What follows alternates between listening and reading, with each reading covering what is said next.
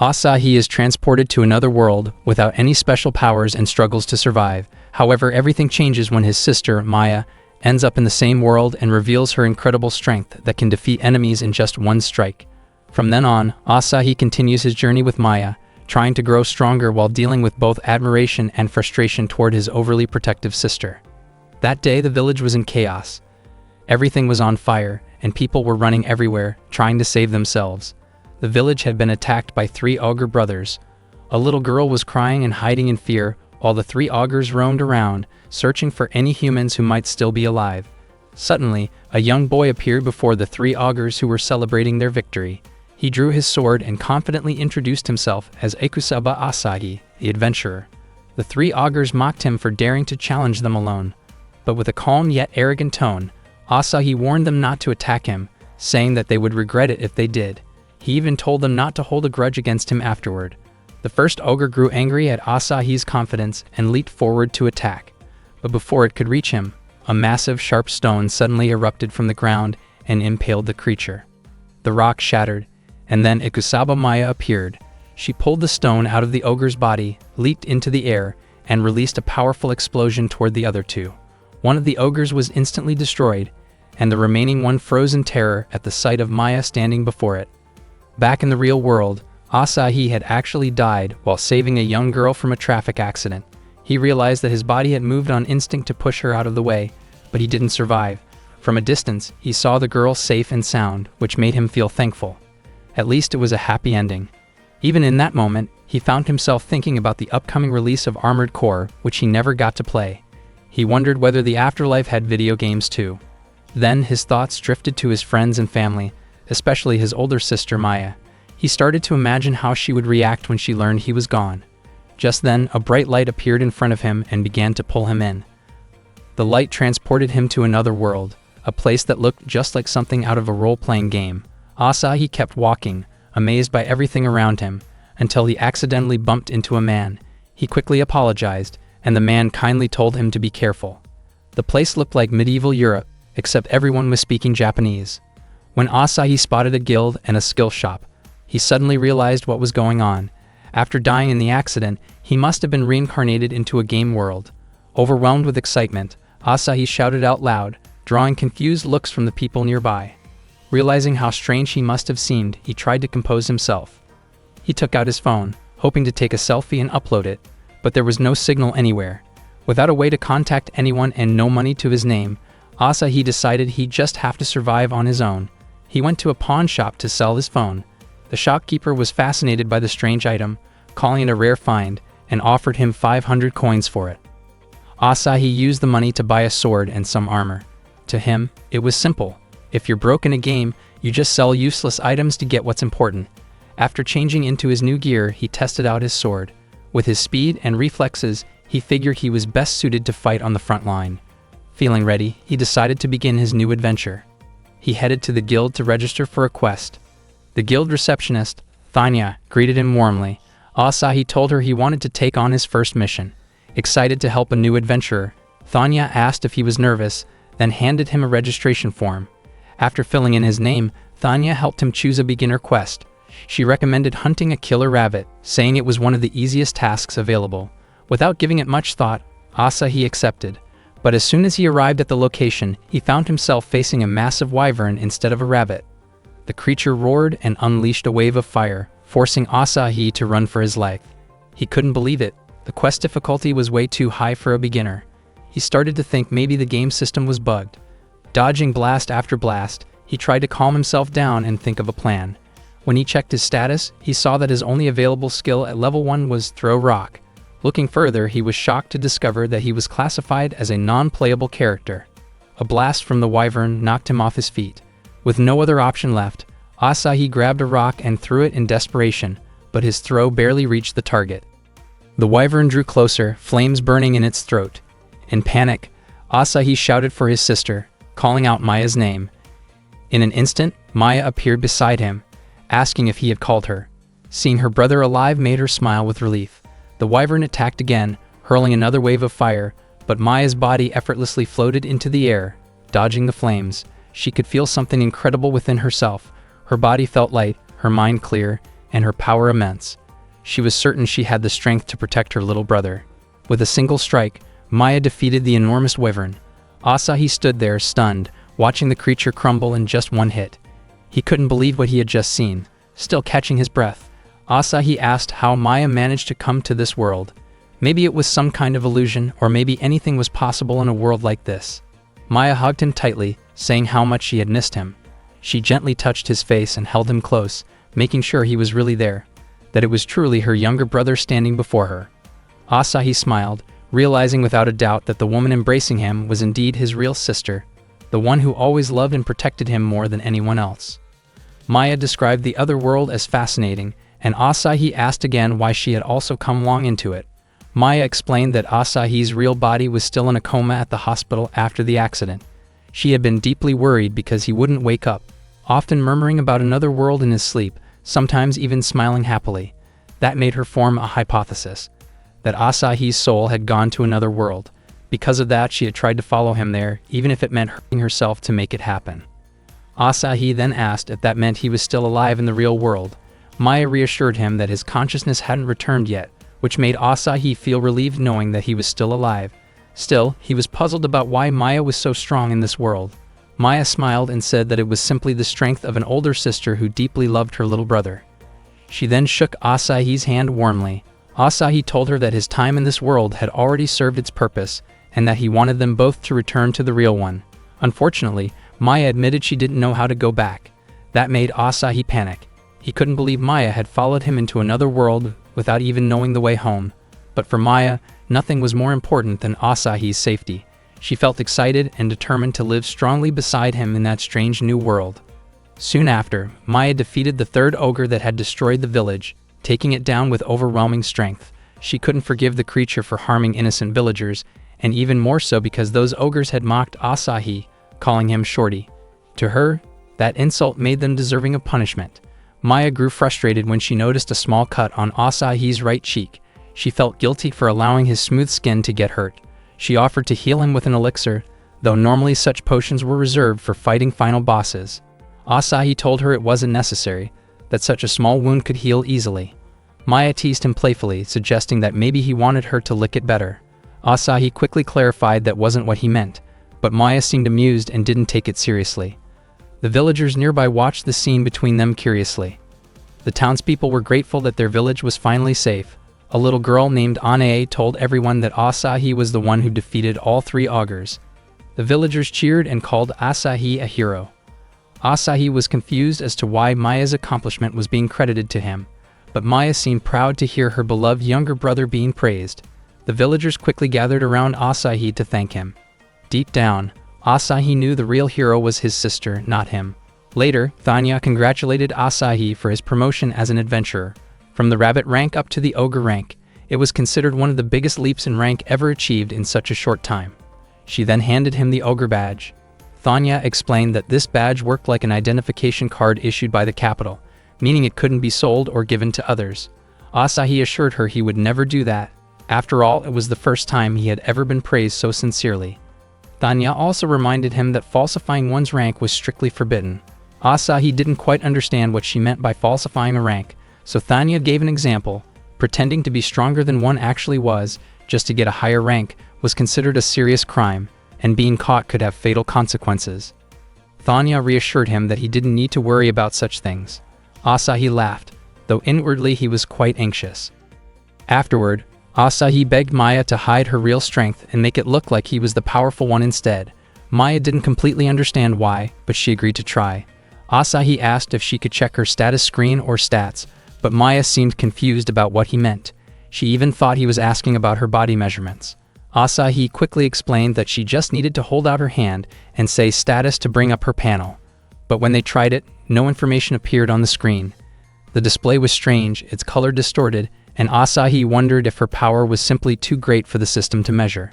He couldn't help but think how strange it was that his sister, not he himself, had ended up being the strong one in this world.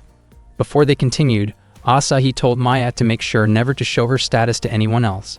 It had to remain their secret. Maya agreed, then teasingly added that she was also curious about Asahi's own secret numbers, like how many moles he had on his body. Suddenly, the townspeople began cheering and calling out Siegfried's name. Some of them shouted words of encouragement for the 4 heroes who were about to face the demon lord. Curious, Asahi asked if those 4 were famous in that place. Juan, the man Asahi had met earlier at the pawnshop, explained that they were members of the strongest clan in the region called Balmung. He added that this parade was a send-off before they set out to battle the demon lord. That was when Asahi learned that a demon lord actually existed in this world.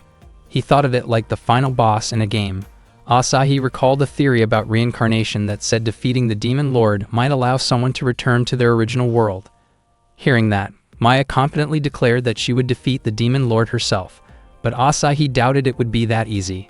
Juan laughed and said that even high-ranked adventurers needed more experience before facing such a powerful enemy.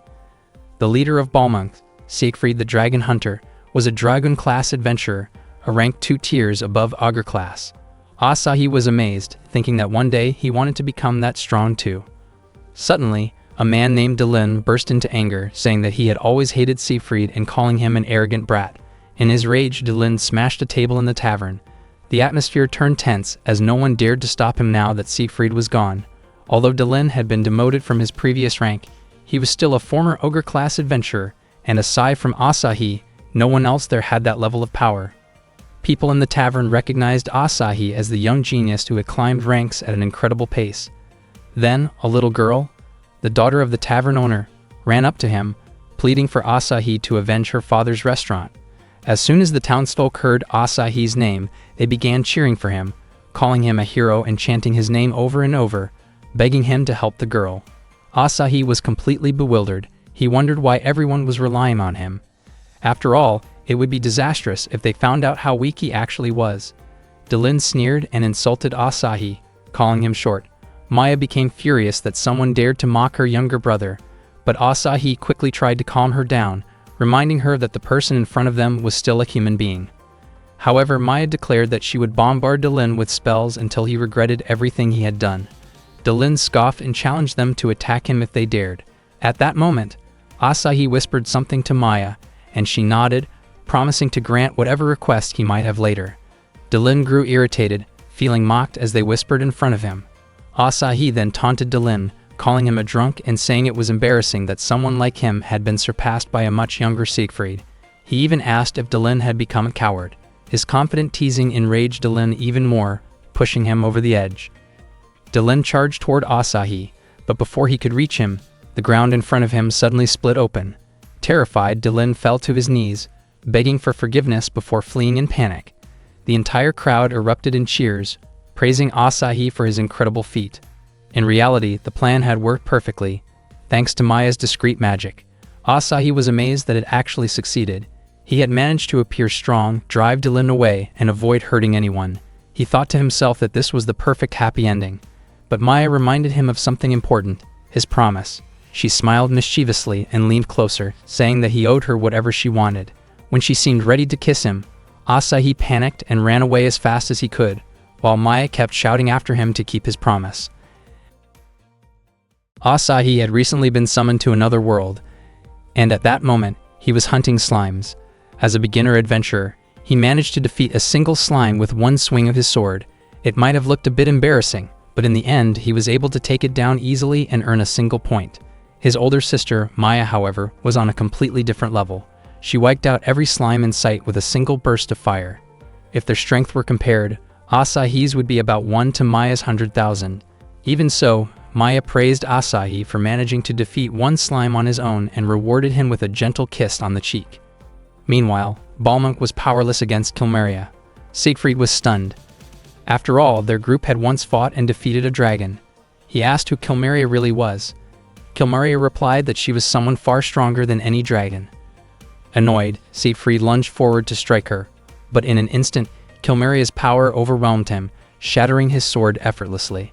Bored by how easily every opponent fell to her, Kilmeria began to wonder where she might find a fighter strong enough to entertain her. As Maya walked beside Asahi, she suddenly sneezed. Asahi guessed she might have caught a cold, since she always dressed so lightly. Taking off his vest, he gently draped it over her shoulders, but Maya teasingly asked him to warm her up with his body instead. Without hesitation, she leaped toward him and hugged him tightly. The next morning, Asahi left his room at the inn.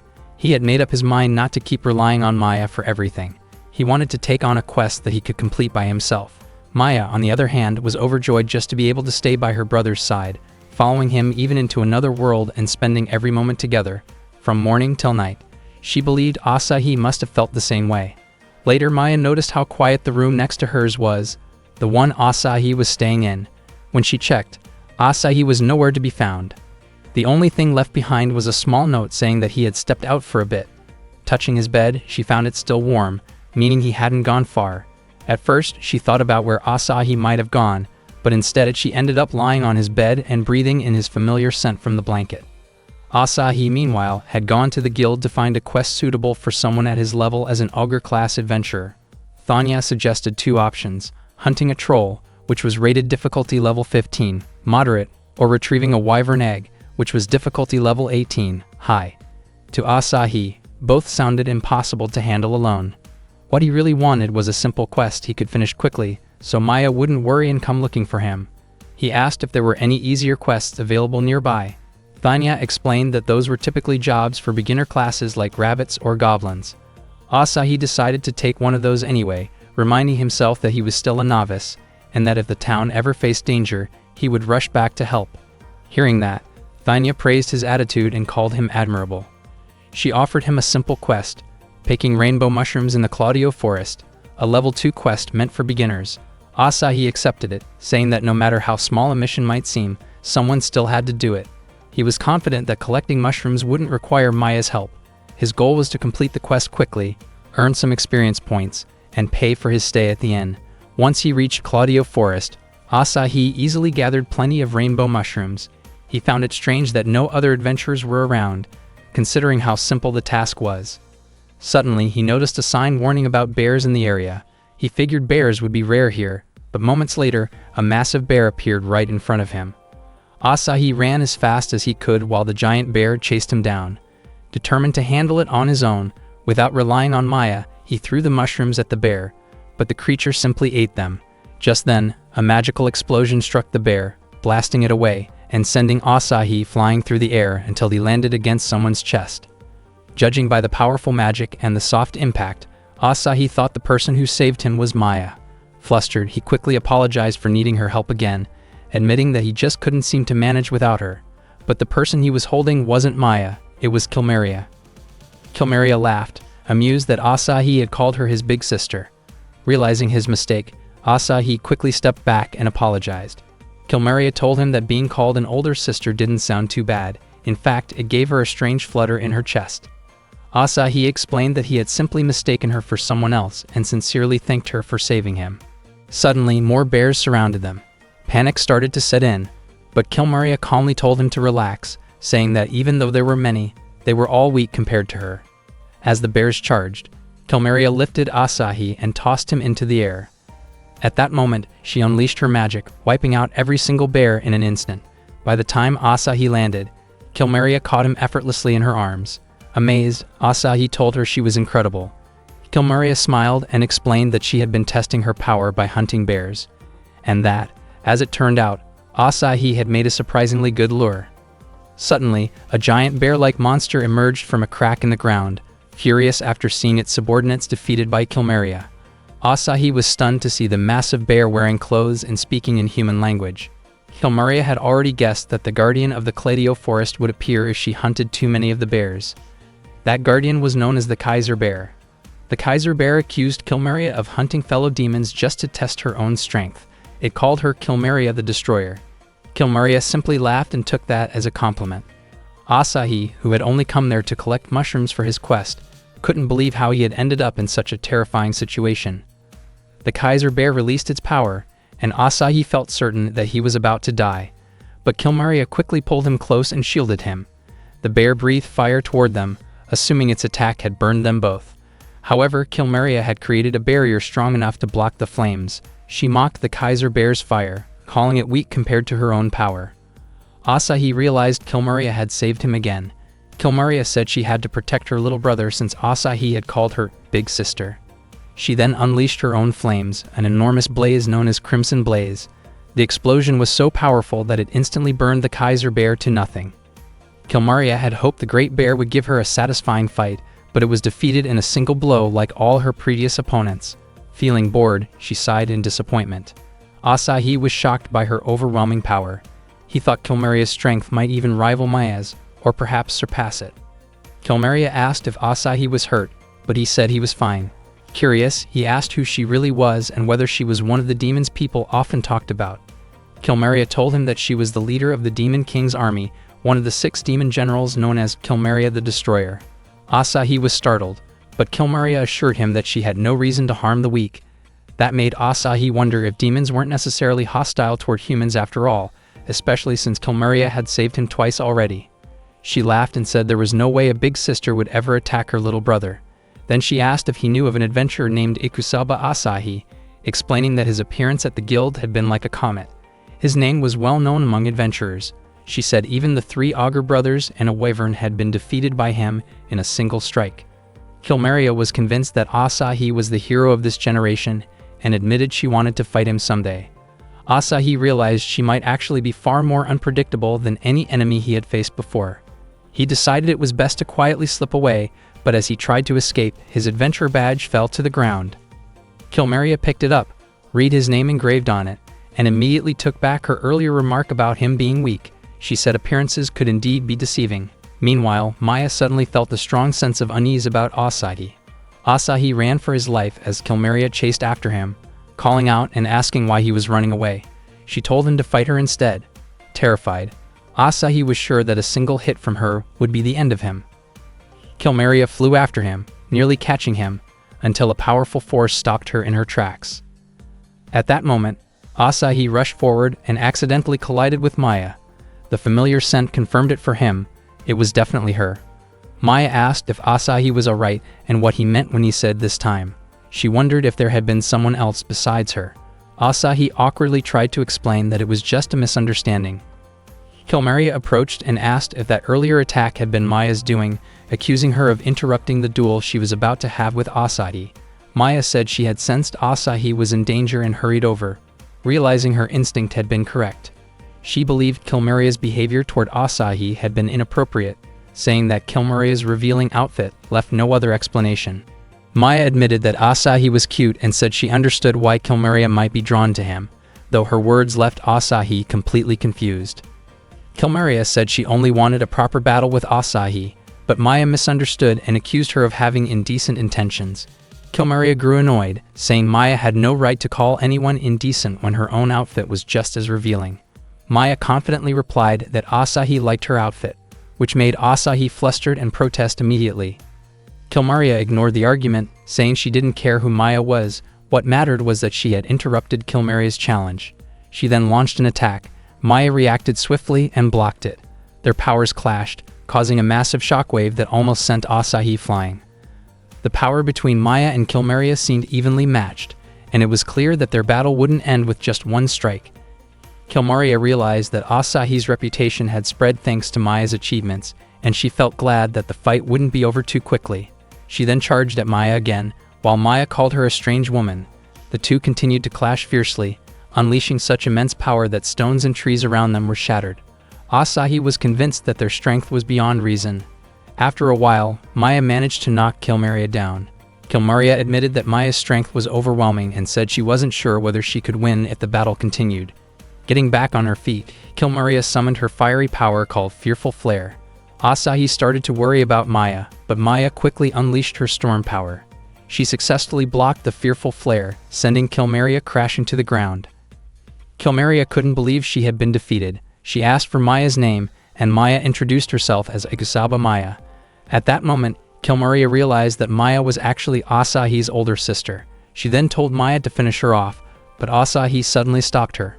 Maya asked if Asahi wanted to land the final hit himself to earn more experience points. Asahi replied that he wasn't that cruel. He reminded Maya that Kilmaria had saved him twice from monsters, and that even though Kilmaria was the leader of a demon army, she wasn't an evil person. Maya was surprised that Asahi would let Kilmaria go, considering she had once tried to take advantage of him. Asahi pointed out that Maya was the one who clung to him every day, but Maya insisted that it was simply normal physical contact between family members. Asahi continued defending Kilmaria, which made Kilmaria ask if he was pitying her. Asahi then told her that older sisters should sometimes listen to their younger brothers. After that, he invited Maya to head home. Maya asked which one of them, Kilmaria or Asahi, had been mistaken about the other. But Asahi quickly changed the subject, saying he would cook dinner for them. Maya happily said that she would enjoy anything her brother made. Asahi then mentioned that he planned to cook mushrooms for dinner.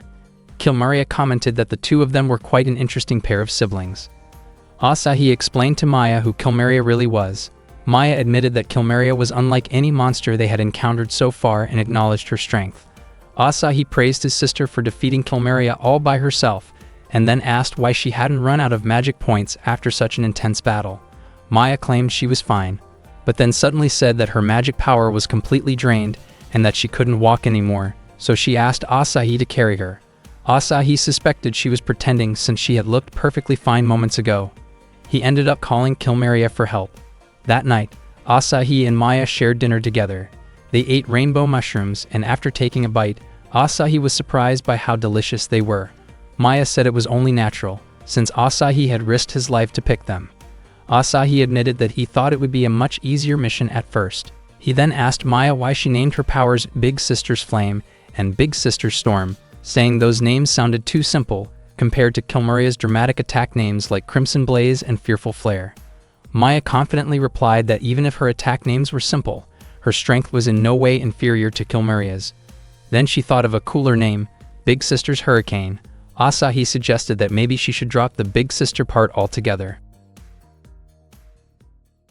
That day, Maya had once again saved Asahi from a group of monsters chasing him. Asahi told her she didn't need to keep helping him. Maya replied that she wouldn't have stepped in if he had been attacked by just one monster, but since he was surrounded, she had no choice but to help. Afterward, Maya helped Asahi get back on his feet and brushed off the dirt on his clothes. She teased him lightheartedly about how clumsy he was. Maya had a tendency to be overly affectionate with her younger brother. She cared for him deeply and often went overboard in expressing it. She gave him a tight hug, saying that she was just happy he was safe. Asahi, slightly embarrassed, asked her to stop being so clingy. Though he appreciated her concern, Asahi couldn't help but feel helpless. That day, Asahi found himself in the kingdom of Caesarion, the capital city of Epiphania. He felt genuinely happy when he checked his status screen. He had finally reached level 10. Maya congratulated him warmly. Even though it was still a low level, just past the beginner stage, Asahi was proud of his progress. However, Maya noticed that the experience points from the dozens or even hundreds of monsters she had defeated didn't seem to be added to Asahi's status. Asahi guessed that experience points were probably distributed based on contribution or damage dealt, maybe even through support roles like healing or buffing. He concluded that his level would only increase if he actively fought on his own. Maya then suggested a faster way to level up. She could capture a monster for him, and Asahi could attack it while it was unable to fight back. Asahi refused, saying that it would feel wrong to attack something that couldn't defend itself, even if it was just to gain experience. Trying to think of another way, Maya jokingly suggested that Asahi could attack her instead. Since her level was extremely high, he would gain a lot of experience points from it. But Asahi immediately turned down the idea, saying that he didn't want to risk hurting her. Hearing that, Maya blushed slightly and hugged him again, touched by his kindness. Once again, Asahi asked her to let go. He said that leveling up would be more enjoyable if it happened gradually. Using shortcuts or cheats would only take away the fun and challenge of the adventure.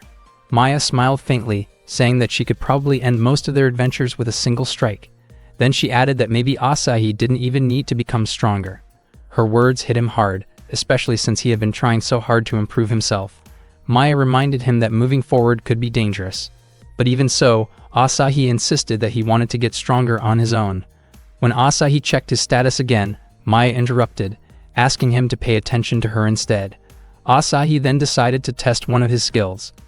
In an instant, he vanished from sight, leaving Maya, who had been hugging him, almost falling forward. The skill he used was called Escape, an ability that allowed him to flee from tight situations. Feeling victorious for once, Asahi was proud that he managed to slip away from Maya's grasp. But when he turned around, he saw Maya's eyes sparkling with excitement. She said that the more her target tried to run, the more fired up she became.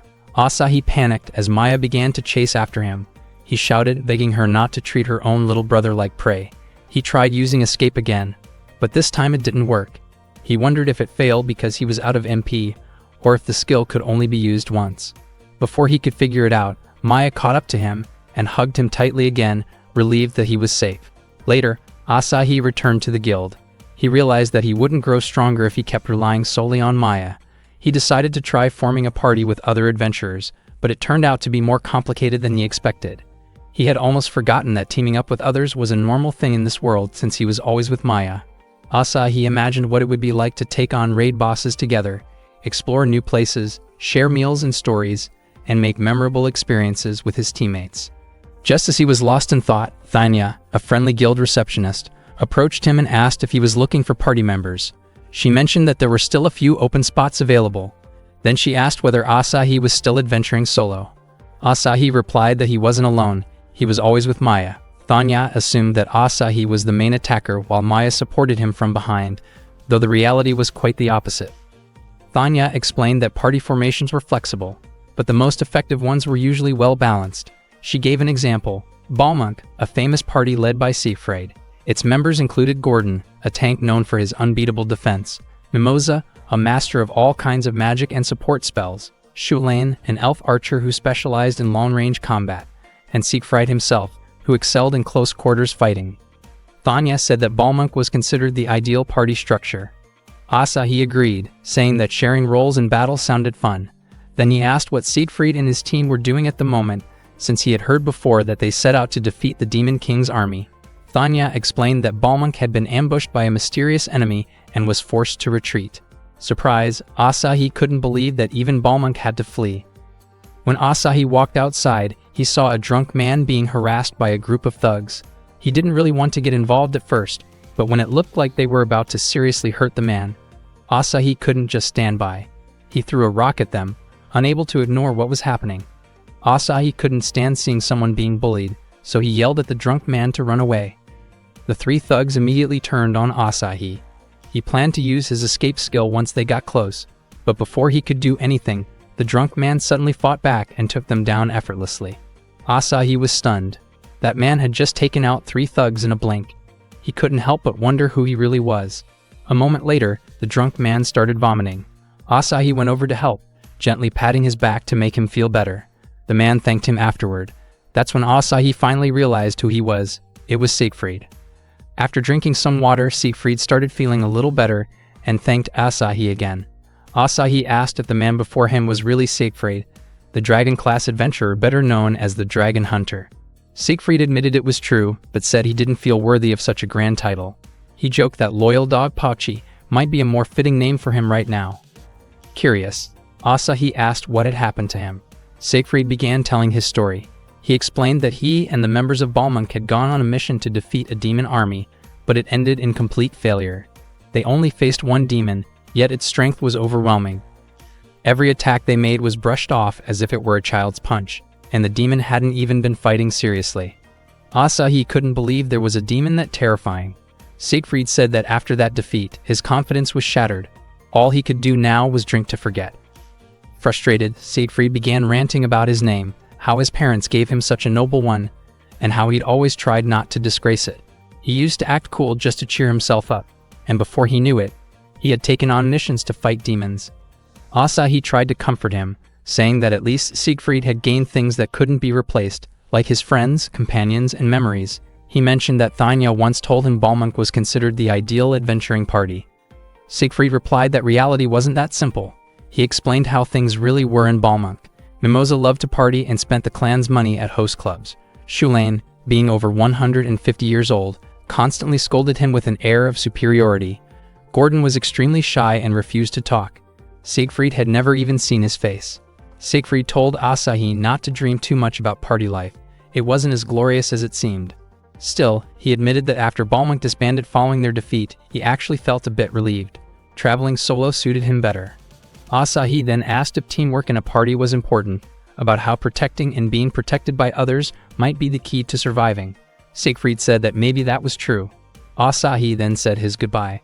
Siegfried smiled a little and admitted that once upon a time, he used to think like Asahi, just wanting to help whoever was in trouble right in front of him. Back at the guild, Asahi decided to apply to join a party. Thanya quickly approached him, saying it was perfect timing because there was an emergency mission, a group of wyverns was attacking a village outside the city.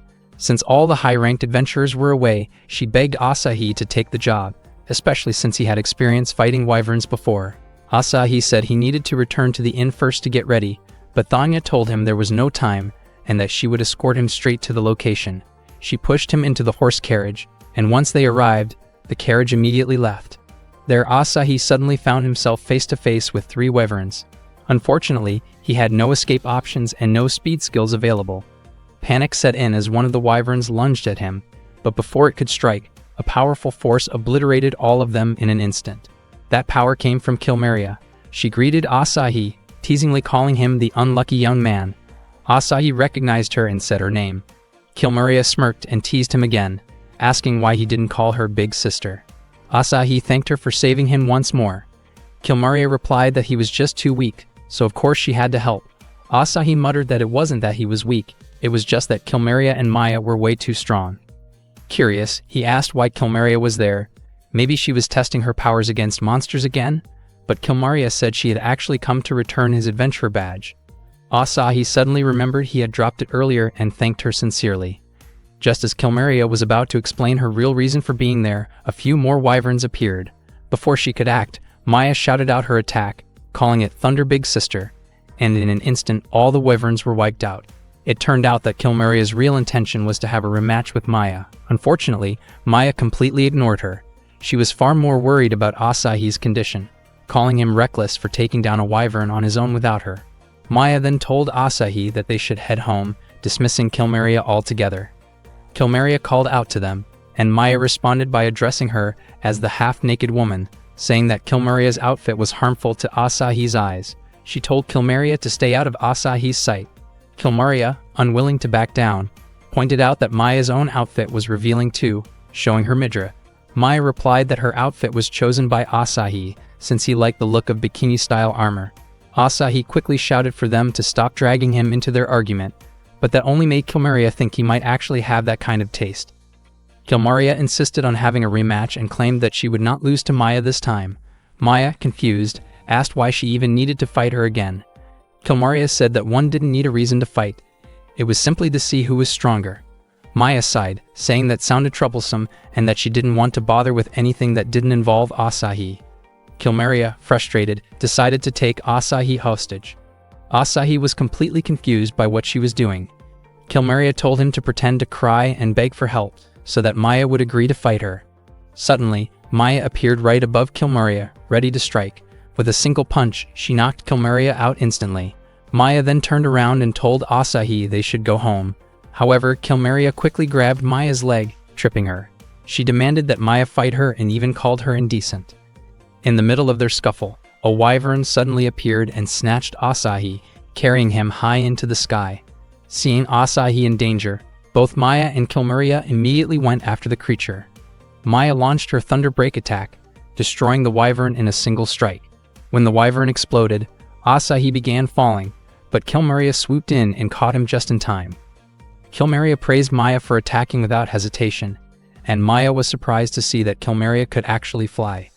She said she was glad to leave Asahi in the hands of someone capable. Kilmeria was taken aback that Maya would trust her, considering she was one of the 6 demon generals. Asahi couldn't help but think that Maya and Kilmeria were actually quite similar. Maya told Asahi they should head back, but before they could, Kilmeria grabbed Asahi again. She challenged Maya to fight her once more, promising that this time she wouldn't be careless. Asahi quickly used his escape skill and slipped free from Kilmeria's grasp. Surprised, Kilmeria asked since when he had learned teleportation magic. She admitted that maybe he could have survived even without her help, but Asahi told her that if he couldn't concentrate, his skill wouldn't work, so she really had saved him. Maya said she thought Asahi had managed that landing on his own, with Kilmeria just happening to be there. Kilmeria commented that the two of them were an interesting pair, saying Asahi wasn't just weak like he seemed. Maya proudly added that Asahi wasn't only adorable, but also improving day by day. Kilmeria decided to end things there, saying she would take her leave for the day. Asahi looked at Maya's face, prompting her to ask if something was on it. Asahi simply thought to himself that all he really needed was Maya. Maya was deeply moved by his words. She hugged him tightly, saying that she also only needed him, and that she wanted them to always be together. However, what Asahi actually meant was that he needed her in his adventuring party. Unfortunately, Maya misunderstood and thought he was talking about a celebration. Maya happily said that they would have a party that night, just the two of them, and cheerfully added that she wouldn't let Asahi sleep at all. That night, Thanya told Asahi about a house that used to be built by Lord Midnight for his servant. The house was located in a noble residential area of the Caesarian kingdom, but ever since it had been left unoccupied, people often heard strange noises and screams in the middle of the night. A creepy rumor spread that the house was haunted by an evil spirit called a wraith. When Asahi came to the guild, Thanya noticed his expression and guessed that he had probably run out of money for his inn again. Her guess was right. Asahi asked for a well-paying mission. Thanya asked if he had been staying at the inn with his sister ever since they arrived in the city. Asahi said he really wanted to have his own base, since having a base was very important in any MMO, massively multiplayer online game. Thanya then recommended a mission that might suit him. It was a request from the nobles, and the reward was a house, though it definitely wouldn't be an easy job. Thanya asked if he was sure he wanted to take on such a difficult mission. Asahi confidently said he would accept it, but his expression changed when he realized the task was to exorcise a ghost. He looked terrified. Thanya told him not to worry. With the incredible power he currently possessed, it should be an easy mission for him. Later, Asahi returned to the inn and told Maya about the ghost exorcising mission. He said Thanya was probably just exaggerating, thinking that the so-called ghost was an outdated rumor, but Maya reminded him that they were in another world, and encountering something supernatural here wouldn't be strange at all. Asahi insisted that whoever was living in that abandoned house without permission was probably just a vagrant or a fugitive. Maya suddenly startled him, teasing that he looked adorable when he was scared. That night, the two of them set out for the abandoned building to carry out the mission. On the way, Asahi asked why they didn't just go there the next morning instead. Maya explained that ghosts usually appeared at night, so going there in daylight would be pointless. She added that only by defeating the ghost could they claim the house as their own. Asahi mentioned that even high-level clerics had failed to deal with this spirit, leaving the guild puzzled. Maya was reminded of Asahi's childhood. Back when he played a horror game set in a haunted mansion, he became so scared afterward that he couldn't go to the bathroom alone and asked her to go with him. Asahi quickly said that was in the past, claiming he no longer feared ghosts or anything paranormal. Suddenly, a loud thunderclap made him jump, and Maya gently calmed him down, telling him it was just thunder and not coming their way. She said that after being together for 15 years, she knew perfectly well that Asahi didn't like ghosts and didn't need to pretend otherwise in front of her. As they continued toward the haunted house, Asahi walked behind Maya, hoping nothing would suddenly pop out at him. Then something did, and he screamed, but it turned out to be just a cat. In his panic, Asahi accidentally tugged on Maya's scarf, almost choking her. He quickly apologized and let go. When they finally reached the front of the house, Asahi tried to open the main door, but an odd force pushed him back instantly. Maya rushed over to check on him, and suddenly a ghostly voice echoed, warning them to leave if they valued their lives. Asahi felt his energy being drained. It was the ghost's skill. The voice confirmed his suspicion, saying it could absorb the life force of anyone who entered the house. Maya stepped forward to try dealing with it, but Asahi stopped her, afraid that the ghost might drain all of her power. However, the spirit tried to absorb Maya's energy and failed. Her power was so overwhelming that it ended up being released back. Maya easily opened the door afterward, and they stepped inside. The place looked like it needed cleaning, but it already had furniture. Maya said the house was actually pretty nice, and Asahi agreed, noting it was spacious enough for the two of them. Maya's mischievous thoughts surfaced. She said that unlike the inn, here they would have no neighbors, so they could live freely. Asahi told her that her imagination was scarier than the ghost itself. He commented that Maya didn't seem to have any fears. Maya paused for a moment, then admitted that she actually did have one fear. Asahi thought he was finally going to learn her weakness, but Maya teasingly said that her greatest fear was Asahi himself, especially if he ever tried to corner her. Asahi was annoyed and told her that even if they got the house, she was forbidden from doing anything like that. Maya burst into laughter, asking where the ghost had gone. She didn't believe it had simply vanished after failing to absorb her power. She suspected it was hiding somewhere and began checking the corners of the room, but found nothing. Asahi muttered that hopefully there wouldn't be any poltergeist activity. Suddenly, a chair flew across the room and hit him, knocking him back. Maya quickly helped him up and gave him a potion to recover. She told him to be careful. Suddenly, plates flew through the air and hit Asahi. Maya quickly gave him a high potion to heal his injuries faster. She told Asahi to be careful, convinced it had to be the work of a mischievous evil spirit. A cat-headed doll suddenly moved on its own and slammed into Asahi, and Maya hurried to give him a last elixir. But Asahi said she was overreacting for something that barely caused any damage. Maya replied that she was just extremely worried about him. Because she was so protective, she had bought way too many potions, which explained why her money kept disappearing so fast. She then shouted at the evil spirit, demanding that it stop attacking from the shadows and show its real form.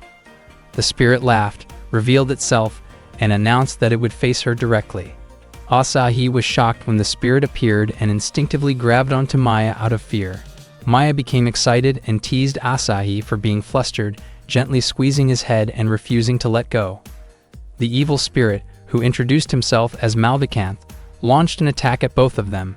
Maya blocked it instantly, surprising Malvicanth, who couldn't believe she had stopped his magic with nothing but her voice. Maya was angry because he had frightened Asahi, and she declared that Malvicanth deserved severe punishment for that. She began preparing to unleash her power to send Malvicanth away for good, but Asahi quickly reminded her not to destroy the house in the process.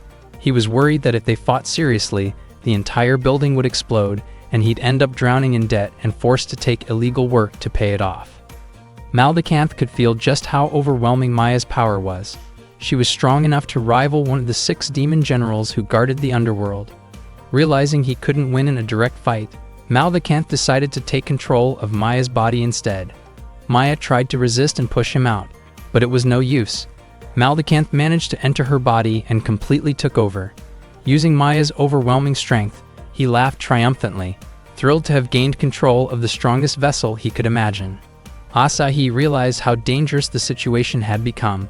If Maya's power fell into the hands of an enemy, it could wipe out the entire village, maybe even threaten the world itself. He needed a plan fast. When Maya, now controlled by Malvicanth, turned her gaze toward him, Asahi used his escape skill to run away, but he only teleported a short distance. Seeing this, Maya simply smiled and walked toward him. Asahi tried thinking of other options. Teleport to the entrance, jump to the second floor, anything. But nothing seemed workable. Maya continued walking closer. He couldn't use escape again, so he convinced himself to stand his ground. He also couldn't just leave Maya like this. He stood up and shouted Maya's name, hoping she would recognize him as her younger brother and break free from the possession. He called out again with everything he had. At that moment, Kilmaria opened the door and stepped inside. She said she had been looking for Asahi and Maya, but froze when she saw the tense atmosphere between them. She wondered if they were in the middle of a sibling fight. Asahi rushed to her, hoping she might be able to help.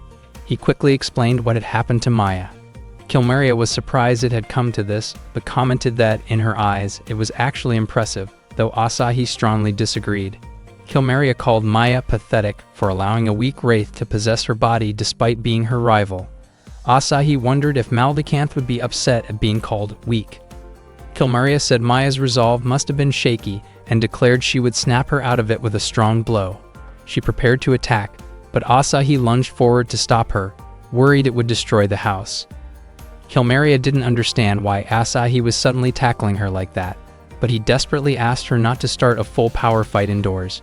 She agreed, then calmly asked Asahi to let go. Realizing he had bumped into her in a very awkward way, Asahi backed away immediately and apologized, explaining that it was completely unintentional. Kilmaria, flustered but still composed, teased him for being overly bold, though she understood it had happened by accident. Before they could say anything else, Maya's aura suddenly grew even stronger. Kilmaria noted that Malvicanth was more capable than she expected, considering he was using so much of Maya's power. She then challenged him directly. Kilmaria placed a wooden staff on the ground between them. Asahi nervously asked what she was planning to do next. Kilmaria explained that she and Maya were about to settle things with an arm wrestling match. Asahi wondered why Kilmaria chose something like that. Kilmaria said she was confident she could overpower Maya, and once Maya's strength dropped, She planned to force Malvikanth out of her body. She asked Asahi if that sounded like a solid idea, and Asahi agreed. Kilmeria then approached Maya and teased her, laughing as she questioned whether Maya was scared of losing or simply unable to compete. The two of them locked eyes with intense determination. Maya and Kilmeria began their match, gripping each other's hands tightly and pouring their strength into it. Their power was so overwhelming that objects around them started to shake and break. Asahi was even pushed back by the shockwave. Just as he expected, their strength was enough to destroy anything nearby, so he reminded them not to wreck his house. Kilmeria, thrilled by how strong Maya was, thought the match felt even more exciting than she imagined. She hadn't expected Malvikanth to be able to tap into Maya's immense power. Overjoyed, she said the match was turning out to be far more interesting than she planned. The two unleashed their full strength, and the force blew apart the wooden barrel they were using as a base. To Asahi, this no longer resembled a normal arm wrestling match.